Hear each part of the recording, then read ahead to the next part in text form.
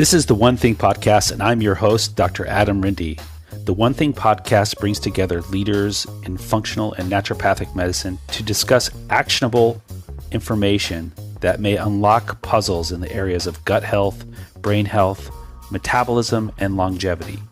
Please note, these episodes do not replace the opinion of your doctor. They are not intended to diagnose or treat any condition. Please discuss this information with your provider and discuss your own unique personal health history before adapting this information. Please subscribe to our episodes so that you can stay on top of the most current information in these areas of medicine.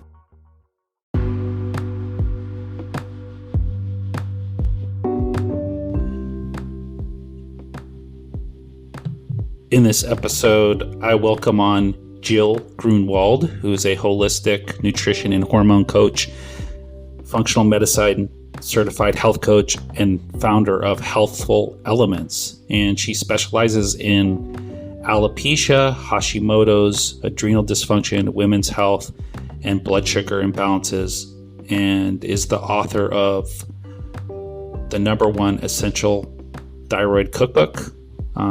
She's actually the co-author of that, which is a book about recipes for those thriving with hypothyroidism and Hashimoto's. She's been working in this field for 17 years, and I sought her out because so many people in this last 2 or 3 years have been complaining to me about hair loss, alopecia, and other subtypes of hair loss, and there really wasn't anybody who was really doing a deep dive into this topic. And I came across Jill's work and saw that she is, and I wanted to get to know her, interview her, and we had just had a fabulous discussion today, and we went into a number of things. The things that stood out were her emphasis on the immune system, as it plays a role in alopecia. We also talked about the foundational work of reversing alopecia, such as hormone health, gut health. We talked about some of her favorite treatments for alopecia that are natural supplements. And we really went into the inner workings of understanding alopecia and how it's important to address things like blood sugar, hormone health, and the immune system, and of course, gut health. I think you'll enjoy how she really is comprehensive in her approach. She has some courses available that she talks about, and also has some really good educational information available for people who work with her. So without further ado, I welcome you to the next episode of the One Thing Podcast.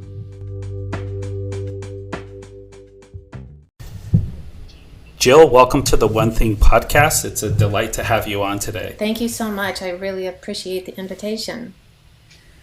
You're welcome. I wanted to sort of get started hearing about your interesting background and what led you to being a specialist in the area of hair loss. Maybe we can start with hearing a little bit about your personal journey. Sure. So I've had alopecia off and on for going on 40 years now. And it started as patchy hair loss. It was alopecia areata, so I would get spots from time to time. And they would always grow back quickly, and I would go years without a spot. And then in my early 40s, things really went south, and I ended up going half bald and wasn't seeing any progress for about 2 years, and really dug into the root causes of alopecia, because I didn't want to do corticosteroid shots, and I didn't want to do a JAK inhibitor or anything like that. So I really took a very academic approach to the condition and was able to turn it around. And had previously in my health coaching practice primarily focused on Hashimoto's, and then after this, devastating condition hit me and I got my hair back, I started to become an alopecia coach. I never set out to do that, and have since then developed my Reversing Alopecia program. I do private individual coaching and support around alopecia, and I also have a signature program called Reversing Alopecia. That's an annual course that I teach. I just wrapped up co-teaching, so this year I co-taught it with my partner, Dr. Elizabeth Naylor. We just finished year 5 of the program, and we are right now developing and soon to be launching our Reversing Alopecia hybrid program, and I can tell you more about that if you want to know what that looks like. Yeah, I'm sure our listeners will want to hear about that, and I do as well. Tell us more about that. Okay, so just a brief history on the prior Reversing Alopecia course, which it was a live course that I taught, and again, this was year 5. It was a 10-part course, and we are turning it into, we're not going to stop doing the individual coaching, we'll always do that, but we're turning that live program into a hybrid program where it's all the same material. We're not holding back on any of the information or any of the learnings, and people can jump in at any time. It's not like we launch at certain times of the year. You can jump in at any time. It's the same material, and we have the modules, the different components of the triggers for alopecia and the causes for alopecia that will be taught via video, along with resources and handouts and guides to help people along the journey. And we will do a weekly live coaching call, and it's a 12-month program. It's a 12-month high support program with weekly coaching calls, weekly group coaching calls. Mm-hmm. That sounds amazing. So it'll be interesting to hear more about your personal philosophy today when we talk, and your approaches and the things that you've learned. So just to kind of frame this conversation, I think a lot of people who are listening to this probably know the devastating nature of having alopecia, but possibly their loved ones or their friends or maybe even their healthcare providers don't understand how devastating it is. Maybe you could help share that, as some people will say, like, this is a vanity issue, and when it's much more than that and not that. So can you share with us like a framework of like how devastating it is? Yes, it is completely devastating, and I really appreciate your framing of this question. Yes, there is a vanity component to it. It's a visible manifestation of a deep imbalance, but there's so much more going on underneath the surface. But yes, because it is a visible manifestation of basically immune dysregulation. It's not all about the immune system. We can talk about that. There's a lot of hormones associated with alopecia, but it's especially devastating for women. I do work with quite a few children with alopecia. I'm doing the sessions with their parents, obviously, and they're taking that information and making changes on behalf of their child, but it is devastating, and it's a unique challenge for women because our femininity and our identity is largely tied to our hair. That's just a fact. So it's devastating from a aesthetic standpoint, but I will say also that by the time clients come to us, they're pretty savvy about the fact that this is an immune dysregulation issue, and they don't want MOPS, multiple autoimmune syndrome. So a lot of people will say, yes, I'm devastated that I'm losing my hair, or that I've completely lost my hair, because I work with people on the spectrum. But I don't want to develop another autoimmune condition. Yes, I want my hair back, but at the end of the day, I want to be healthy. I want to be a healthy human. I do not want lupus. I do not want, Hashimoto's. I do not want, MS. So a lot of people have that understanding that, once one manifestation of autoimmunity sets in, you're kind of a sitting duck for other manifestations of autoimmunity. So it's a little bit of a double whammy, right? Because if someone hasn't previously been diagnosed with an autoimmune condition and they're like, oh my gosh, I have autoimmunity, and it's playing out in a very visible way, it is a double whammy for people. It can be very devastating. Yes. Thank you for sharing that. And it kind of helps contextualize it. And I also think just, it's normal and to be expected that when you're having hair loss to be deeply impacted by it. It's you're putting yourself in the face of others all the time, and it brings attention to you sometimes in a way that can really impact you psychologically. Yes.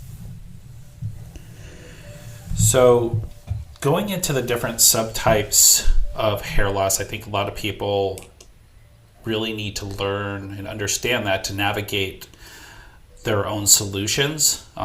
Maybe we can talk about the different terminology that's used. For example, if in medicine, if you call something alopecia versus telogen effusio, it's a different thing. Like how do you define alopecia, and how can we get more specific about it? Yeah, this is such a great question. I love talking about this. So I have found for many years that a very common term for various patchy patterns of hair loss is alopecia areata. Even on PubMed, they'll have articles on there that talk about alopecia areata, but areata is a specific pattern where people have various bald spots around their scalp.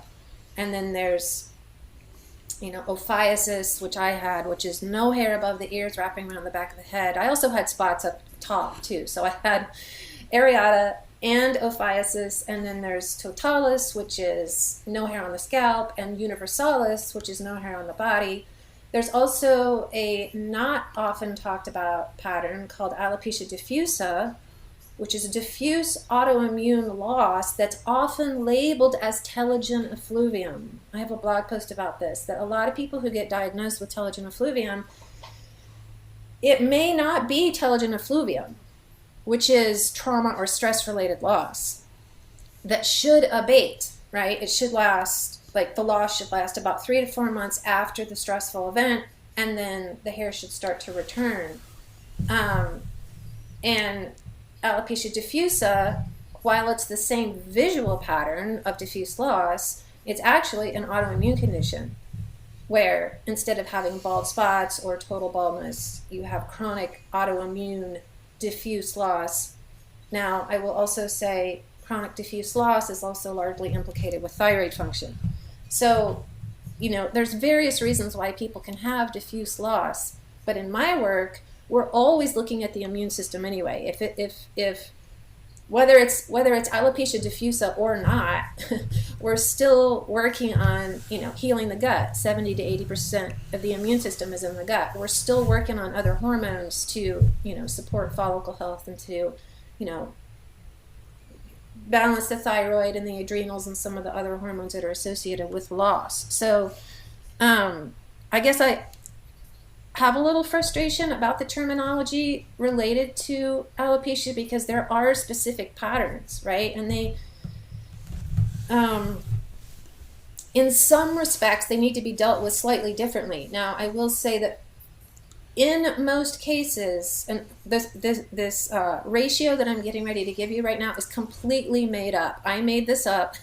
It's not scientifically substantiated, but my opinion is that 85%, roughly, of the same approach will help to slow inordinate loss, and help people to regrow hair no matter what pattern they have. And that remaining 15% is specific to, that pattern, or, we could even apply that ratio to autoimmunity in general, whether it's lupus or scleroderma or Hashimoto's.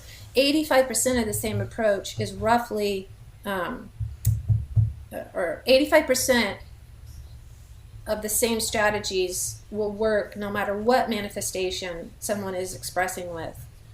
And then we target that.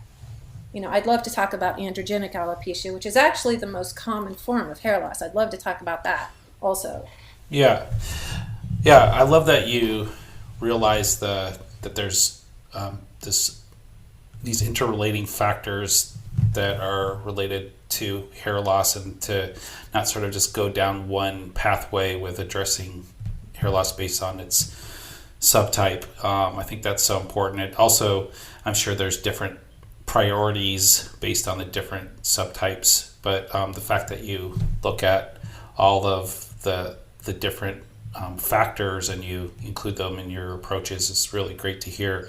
So androgenic alopecia, I think it's important for us to discuss that in detail, because actually it was originally called androgenic alopecia, but now we see more appropriately like these kind of specifically referred to as female pattern hair loss, and then androgenic alopecia is more used in males. And if you could just kind of go into the unique characteristics of female pattern hair loss, because I think that's mainly what most people are going to be focused on for our discussion. Yeah, it is the most common pattern, for sure. And it's more, there can be a genetic component no matter what manifestation of hair loss somebody has, right? If it's autoimmune patchy loss or alopecia diffusa, there's often a genetic component to that. But we have this beautiful science of epigenetics that shows us that, our genes are not our destiny, right? We have up to 70% capacity to influence gene expression. Only 30% is fixed. With androgenic alopecia, well, first I'll talk about what makes it different visually and symptomatically, which is it's not patchy where people have bald spots, although people can have a very wide part. Like when you part your hair down the middle on the top, they can have a very wide part. So it's like a strip of baldness.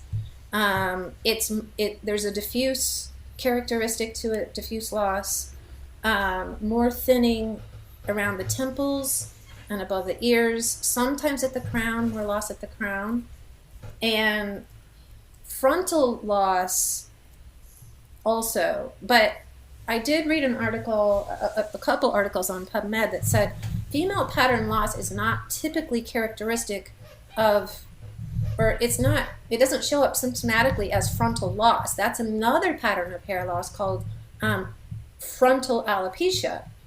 So I have worked with several clients who've had frontal loss, but it's coupled with the diffuse loss, thinning along the part, more hair loss at the temples and above the ears, and also miniaturization with follicle, which causes thinner hair strands. So typically with the patchy patterns, people don't have miniaturization. Miniaturization is very characteristic of the androgenic pattern. Okay.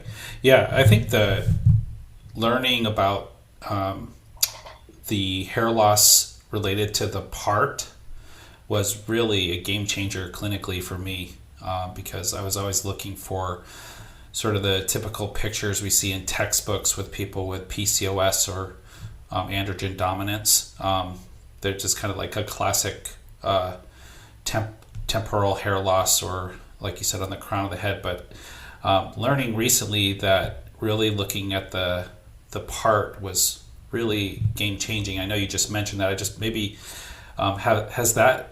is that something that you feel is like a very important area to inspect? I do.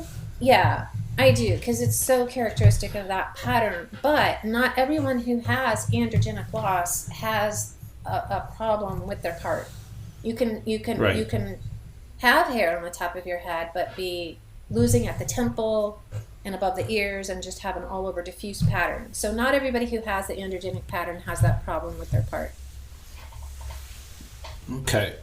Well, so I think that was a really good overview of the major categories. I think what I'd like to just sort of talk about next, if possible, is one, kind of go down the route of the immune system and how the immune system is a promoter of hair loss in certain scenarios, and then also like the hormonal route as well. So I really think, in these times, the immune system is getting a lot of obvious exposure for our understanding and just all the different things that we've dealt with over the last 2 or 3 years. And I've seen so much more complaints of hair loss over the last couple of years. Maybe you can kind of take us through the basics of the immune system and how in an autoimmune condition, or even in someone who's dealing with like a viral illness, that their hair might be affected. Yeah. So alopecia is thought to be autoimmune in nature. That's what a lot of medical literature says. And I would say, I'm not a licensed medical provider, but I would say, that is true the vast majority of the time.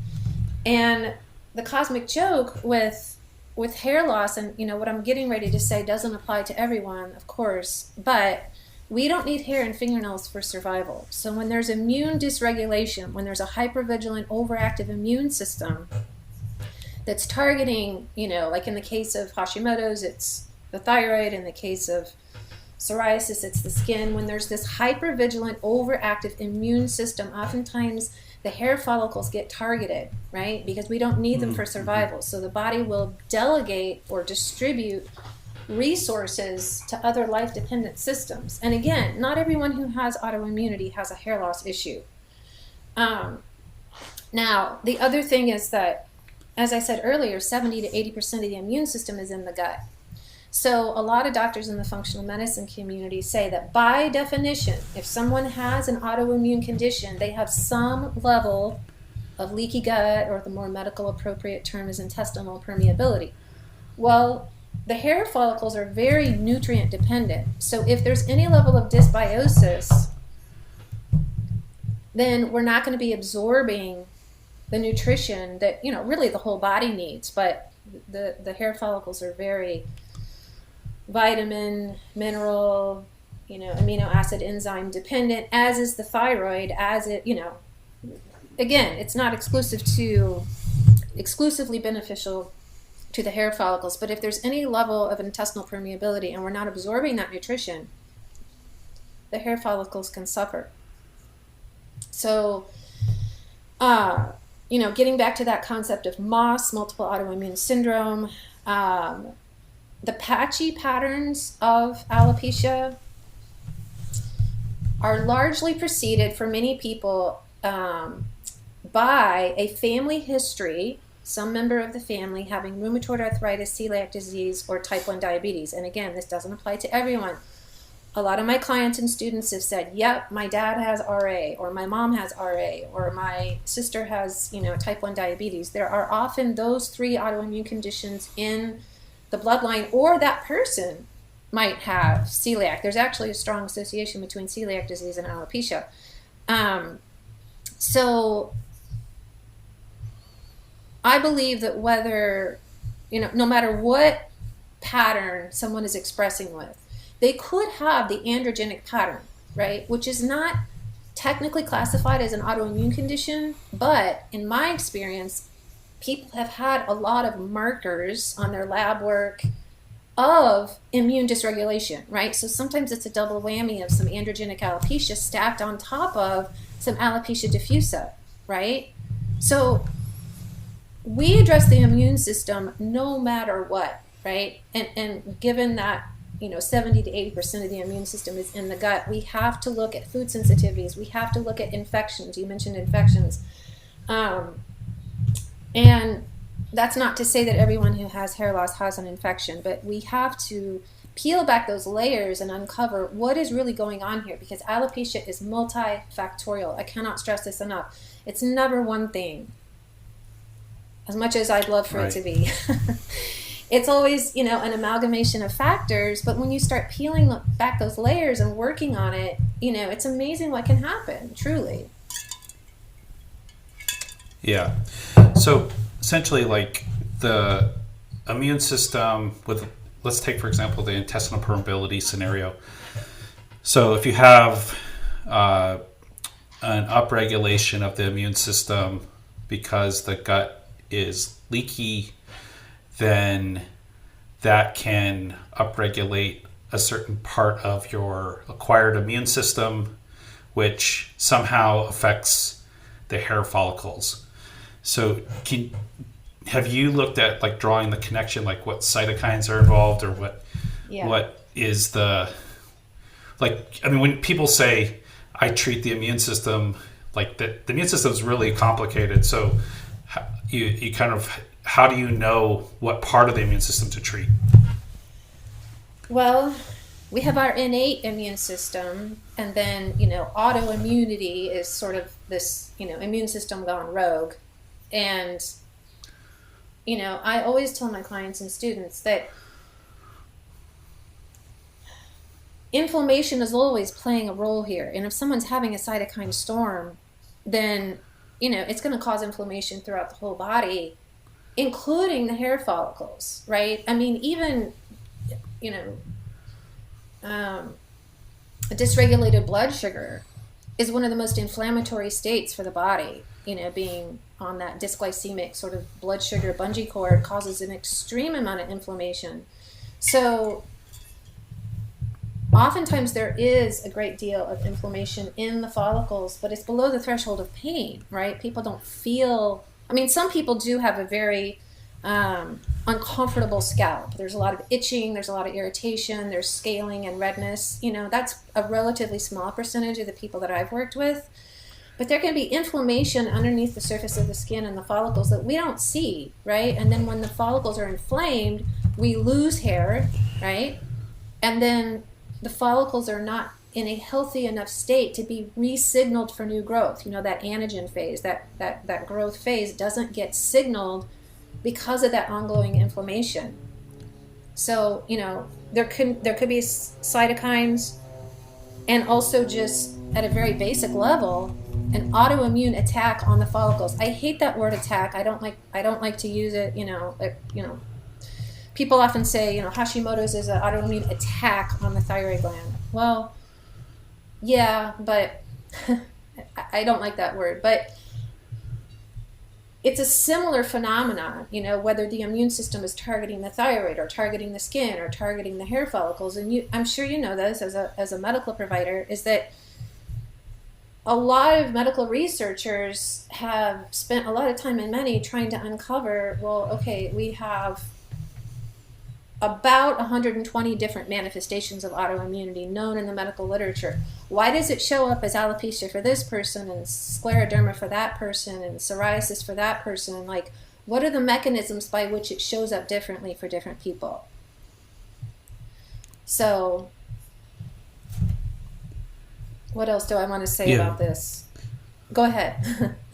Yeah, so basically, from a basic perspective, it's interesting. Like, a lot of my patients that I care for that have autoimmune illnesses will know a flare is about to intensify because they'll start to see they'll start to have more hair fall. Especially like my mast cell activation patients will be knowing they're about to enter a masto flare by the quality of their hair.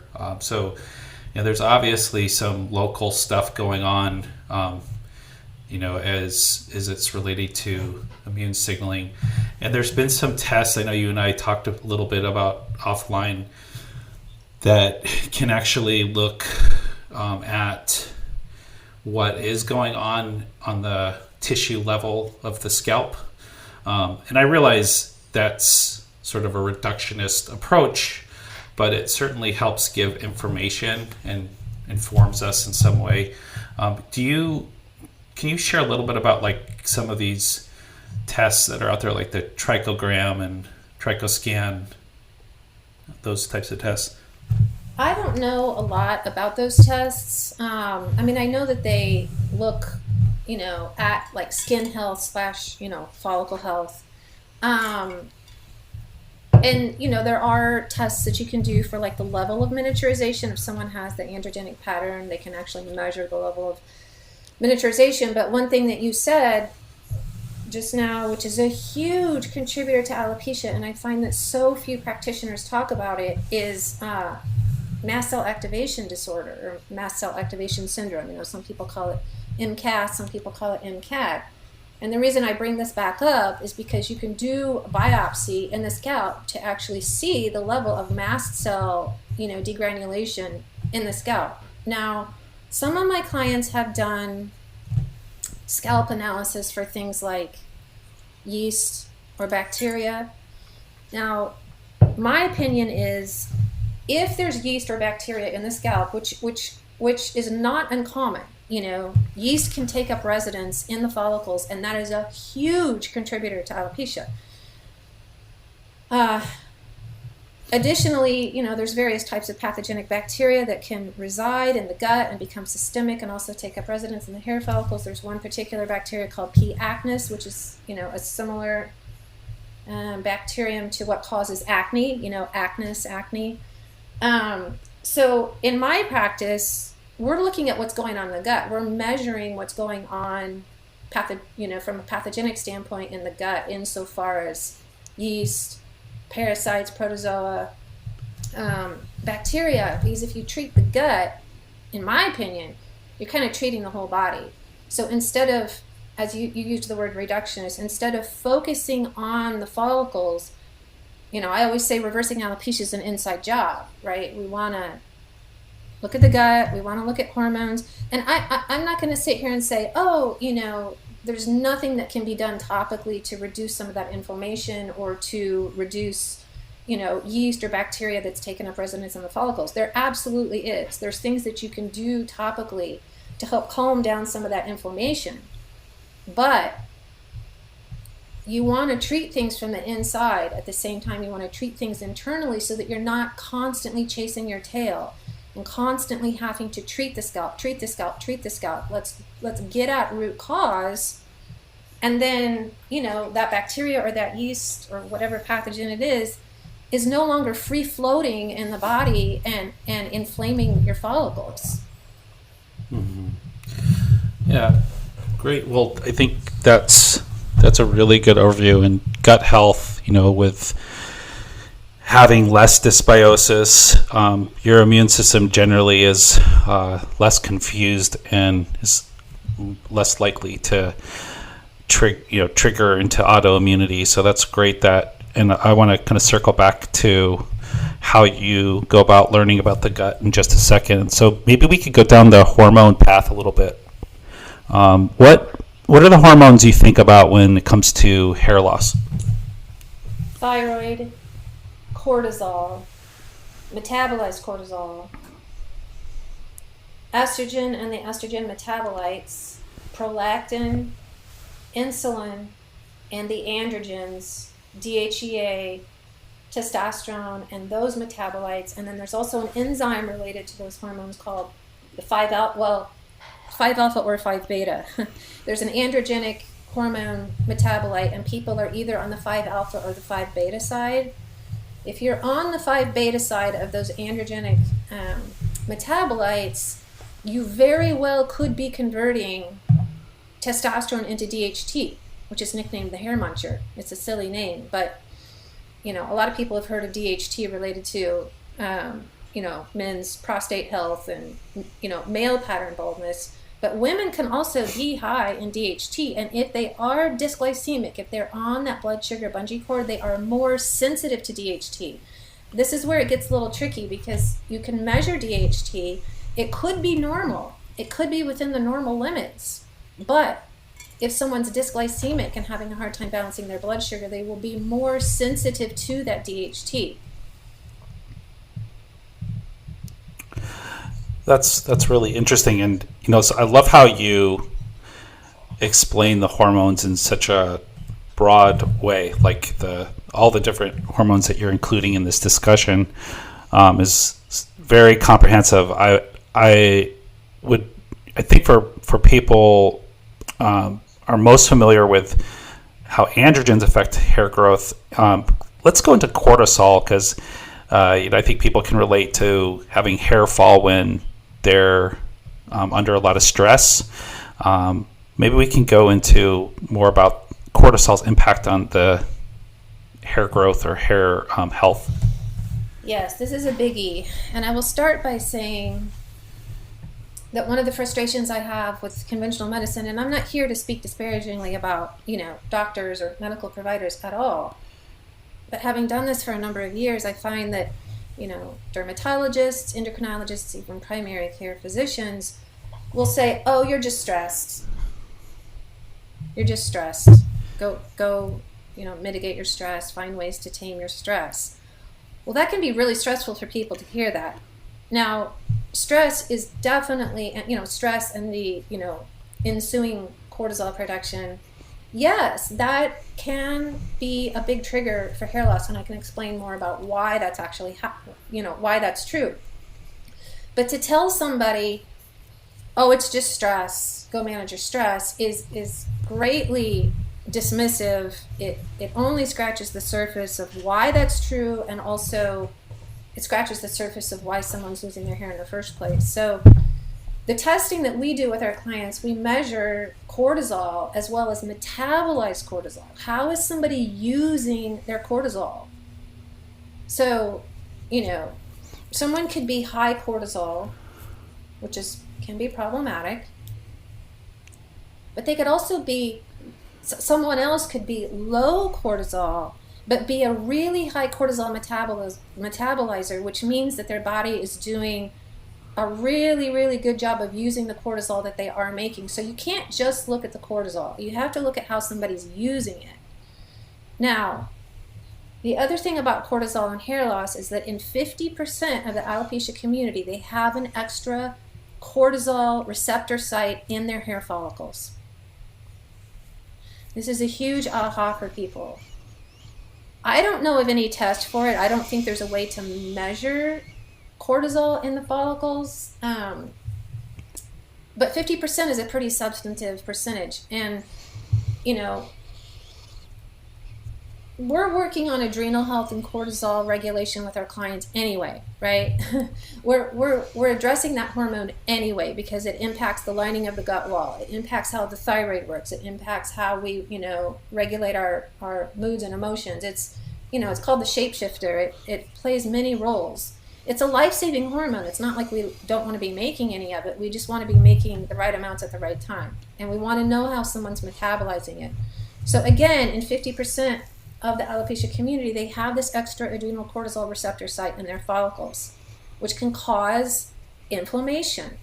So one of the ways to reduce inflammation in the hair follicles is to nourish and support the adrenals. Nourish and support the adrenals. This is so foundational. It's utterly foundational to everything that we do, including clearing an infection. You want some semblance of adrenal we're not looking for perfection, but we want some semblance of adrenal stability to even be able to clear an infection. Mm-hmm. Yeah, and along with the nourishing the adrenals, the blood sugar piece plays a big role in that, doesn't it? Huge piece. I would even go so far as to say this is a bold statement, but if someone's dysglycemic, having a hard time balancing their blood sugar, possibly, insulin resistant or pre-diabetic, I would say it's impossible to reside in a place of adrenal health if they've got blood sugar dysregulation. It's that important. There's that tight of a relationship between those two systems. Mm-hmm. Yeah, and I love that you look at all these aspects and these diagnostic markers or functional labs to help make these decisions. And you've come up with something called the Master Alopecia Lab Guide. And I'd love to hear about that, and maybe just kind of share what people, when they do work with that guide, what they might learn. Yeah. So it's broken down by category, such as, inflammatory markers, hormones. It's not a ginormous guide, and frankly, several of the markers on this guide are pretty standard testing anyway. They're things that you could get, as part of a physical, or, at a in a standard lab panel. For example, I like to know where someone's liver enzymes are. ALT, AST, which is a very common test. Some of the inflammatory markers that I like to see are like homocysteine, high sensitivity CRP, which is C-reactive protein. An anti-nuclear antibody is always good to have. Now, there's a caveat there, which is, an anti-nuclear antibody is not always reliable. It's not uncommon to get a false negative. And there's a unique thing about alopecia, which is, if someone has alopecia and doesn't have other forms of autoimmunity, sometimes the body is making localized antibodies, meaning they're localized to the hair follicles. Whereas, like with lupus, I've read in the medical literature that, if someone has lupus, 95+% of the time, their ANA is going to be positive because it is such a systemic autoimmune condition. So anti-nuclear antibody, if somebody has patchy hair loss, we're pretty much going to assume that there's some autoimmunity going on. Nonetheless, I think that anti-nuclear antibody test is good to have. Iron and ferritin, super important. And for whatever reason, a lot of doctors are hesitant to run a ferritin test. They'll say, oh no, you just need to test your iron. But we want to look at those two markers together. So speaking of blood sugar, and a very basic panel of testing, which is critically important, is, a blood sugar panel: fasting glucose, hemoglobin A1C, and fasting insulin. This is super important too. So oftentimes people will only have a fasting glucose. Sometimes they'll have a fasting glucose and a hemoglobin A1C, but a third really important marker is fasting insulin. I like to look at a fecal panel. We offer a full fecal panel with all of our clients and all of our students. We do a fecal panel to look at not only, is there any pathogenic bacteria, but also are there healthy levels of the good stuff, right? The good flora, the good bacteria. Because it's one thing to have some pathogenic bacteria, which, most people have some level of pathogenic bacteria. It may not be, in the red zone, but most people have some level of pathogenic bacteria. But do we have enough of the healthy stuff to kind of override the pathogenic bacteria? So we're looking at both of those things. I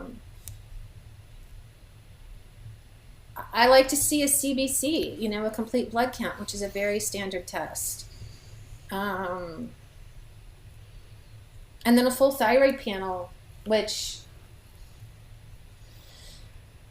sometimes that's not that easy to get either. A lot of doctors will just run a TSH and say that's all you need. TSH, it's not even a thyroid hormone, it's a pituitary hormone. And it does give us some information. We don't want TSH to be elevated, but we always want to look at TSH in the context of free T3, free T4, and then the two thyroid antibodies, thyroid peroxidase and thyroglobulin antibodies, right? To see if, this person has Hashimoto's. So those are a few of the tests that I love to see. And then the full spectrum of hormones that we talked about before. Mm-hmm.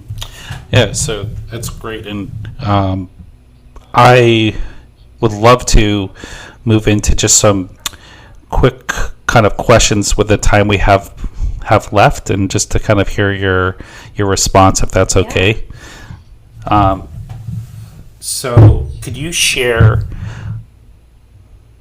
one of your favorite success stories? Yes. Okay. So there was a boy in Australia. I was working, very closely with his mom, and he had a lot going on. He was pretty young. I think, gosh, at the time we started working together, I think he was 8 or 9 years old. And his mom was just bound and determined for this boy to get his hair back. I mean, she was just so invested, and, we really left no stone unturned. And nothing was happening for quite a while. And, she was a little bit discouraged, but not super discouraged. And I always encourage my clients and students to work with a functional or integrative, medical provider. I am not all things to everybody. I am not. And I encourage everyone I work with to find a provider like you who's open-minded and who can look at something like alopecia as a complex system versus, we're going to run this lab and that lab, and these are fine, so go manage your stress. So she, towards the end of our time together, they did end up finding a couple of infections that I had actually suspected kind of early on in our time together.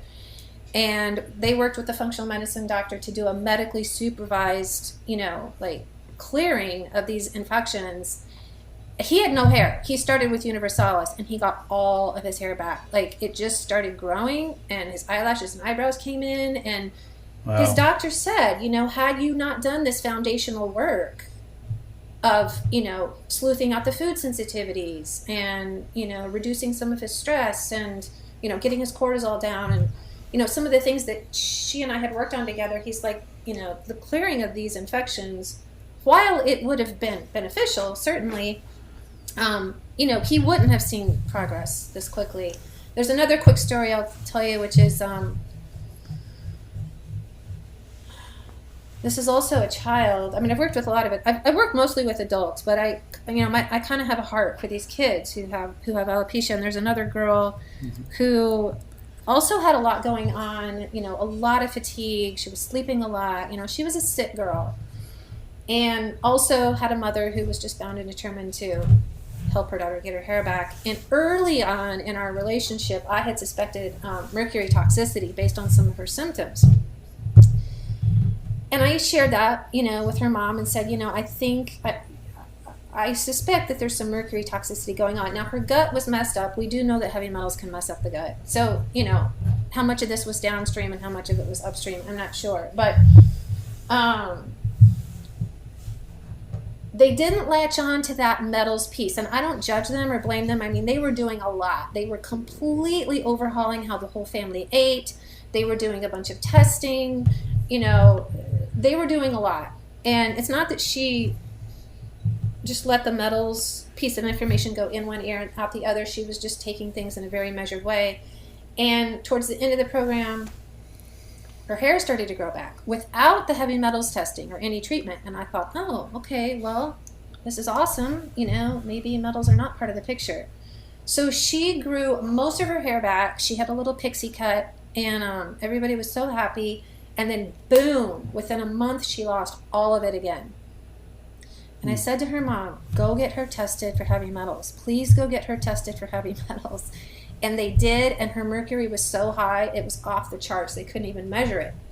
So they did a medically supervised heavy metals detox for this child, and all of her hair regrew within, she had a pixie cut again within a matter of, 4 or 5 months. So that's one of my favorite stories too. Wow, I love it.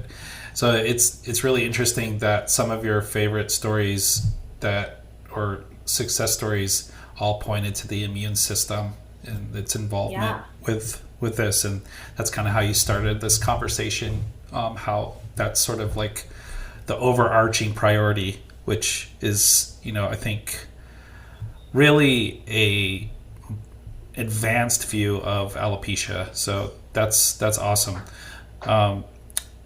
And I do want to point out that a lot of people do get biopsies to confirm diagnosis. So they are, we are at getting advanced with like tissue biopsies of the scalp to confirm the alopecia, and whether that's necessary or not, that's up between the patient and the provider, but it is out there. One of the questions I'd love to hear is if you were on, let's say, some type of trip and you didn't have your blueberries and your health foods and your, everything that you would kind of do in your normal day-to-day life to stay healthy, and you could only bring one thing to prevent alopecia flare, what would it be? If I could bring one supplement or one like food? Whatever. Black seed oil. It could be black seed oil. Black seed oil. Wow, interesting. Yeah. Tell me about that. Well, you and I could probably talk another hour about mast cells. It sounds like you're savvy about that. A lot of providers don't know about mast cell degranulation, much less how it impacts hair follicle health, but black seed oil really is kind of a miracle supplement, and the way that I found out about it was because it's a mast cell stabilizer. It's also an antihistamine. So for your listeners who are unfamiliar with mast cells, they're these master regulators in the body. They regulate several things, but when it comes to alopecia specifically, the most important thing is histamines. And people who have a history of a lot of allergies often have degranulated mast cells, which can cause a tremendous amount of hair loss. It can cause people to just dump hair. And I'm not saying that everybody who has allergies has alopecia, but this is often like the last frontier, right? This is, we're looking at the immune system, we're looking at the gut, we're looking at hormones, we're looking at nutrient status, we're looking at all these things, but we can never sidestep the role of, does this person have degranulated mast cells? Now, a lot of people will say, well, I don't have allergies. I don't sneeze, I don't have seasonal allergies. I don't, sneeze and have postnasal drip in the springtime, or I don't react to ragweed in the fall.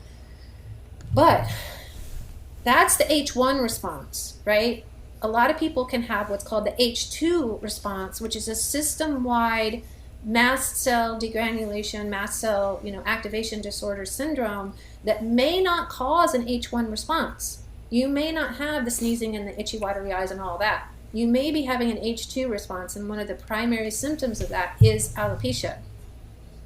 Black seed oil is an antihistamine. It stabilizes mast cells. It's anti-cancer. It promotes hair growth. It's an anti-inflammatory, and it supports thyroid hormone production. I mean, I could go on and on about how amazing this stuff is, and it's a miracle supplement. It's not a cure-all. I like it as well. Yeah, I like it as well. And for my listeners, I don't have any affiliation with this brand, but I like the Gaia black seed oil. You got to make sure you get quality brands. Absolutely. And Gaia Herbs makes a really wonderful phytocap of black seed oil. So that's really awesome. I'm glad you brought that up. And final question, what do you think about some of these latest and greatest treatments for alopecia, such as like the red light therapy helmet? I have some patients that use that. Also, things like microderm rollers, and just a few kind of quick comments on those things, because my listeners are pretty tech savvy. Also, my patients that living in this Seattle area are always looking for like the latest and greatest.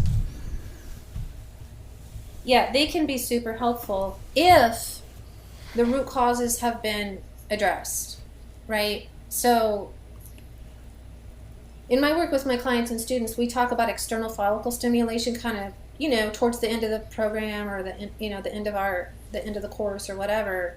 There's really good science on red light therapy. There's really good science on, needling, or, there's various ways to needle, right? You can needle with a stick, or you can needle with a roller, or you can needle with what's called a derma stamp. You can stamp the needles onto the scalp. which can instigate growth, right? They provide, the needles in particular provide these little micro injuries underneath the surface of the scalp, and then you have all this, all these red blood cells and all this energy that comes in to heal those little micro injuries, and it can actually instigate growth. But if the causes of the inflammation that are in the follicles aren't addressed, it's kind of like a 50-story elevator going up to the 20th floor. You might get a little bit of, growth, or you might see some improvement, but then that hair might fall out again, or you might see no improvement. So online, you'll see a lot of complaints about those types of strategies, like, oh, the needling didn't work, or the essential oils didn't work, or the red light therapy didn't work. Well, it works best when the root causes of the alopecia have been uncovered and dealt with first. And then you come in towards the end with some of those external follicle stimulation strategies, and it's amazing what can happen. That's awesome. Yeah, I love how you put that, because so many times you hear that something didn't work, and it was really actually it didn't work because it wasn't used at the right time. Right. And was it used after you, like you said, foundational work needed to be done first. Yeah.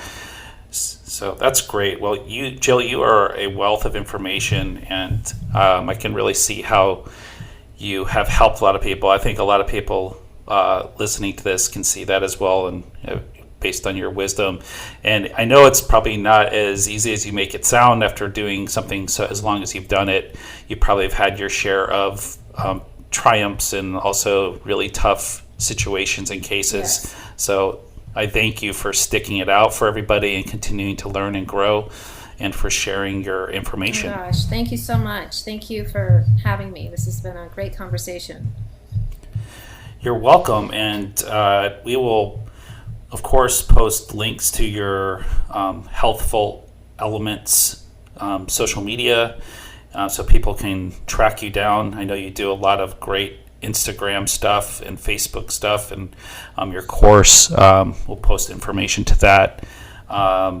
Any parting words that you'd like to share with us before we wrap up? First, I would say thank you for sharing, my web address. You can also go to reversingalopecia.com for more information on my approach. But, I guess my parting words would be, I know it's easy to get discouraged, because going back to the beginning of this conversation, it can be such an emotionally devastating condition, and people tend to freeze up oftentimes, like, oh my gosh, what's happening? I'm losing my hair at a very rapid rate, and they go into, there's fight, flight, or freeze. A lot of people freeze up, and they're like, oh, well, I guess this is my fate, or, I don't really know how to approach this. And it is doable. It does take work. And I always tell people, I don't have a magic bullet. I don't have a magic wand. This is a process. And it even says in the medical literature that in the best of circumstances, in the very best of circumstances, you won't see improvement for about 3 or 4 months, right? So we're working during those 3 or 4 months to uncover root causes and reduce the inflammation to optimize that, best case scenario. But it is a process, and it's life changing. It will transform your life. It'll transform your relationship with food, and but it's definitely a process, and we love working with people who are in it for the long haul. Excellent. Well, Jill, we'll be kind of tracking your progress and continuing to learn from you, and thank you again for your time today. Thank you so much.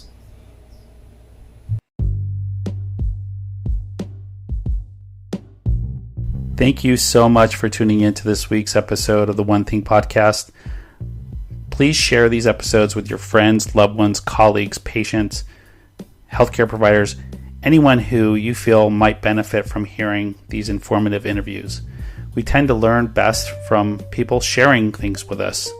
That's often the first time it's introduced. So don't hesitate if the content of these episodes reminded you of someone that might benefit from it. Forward the episode to them, and I'm sure they'll either appreciate it or be appreciative that you've thought of them. So once again, we'll look forward to seeing you next episode on the One Thing Podcast. And again, much appreciation for for you being here with me.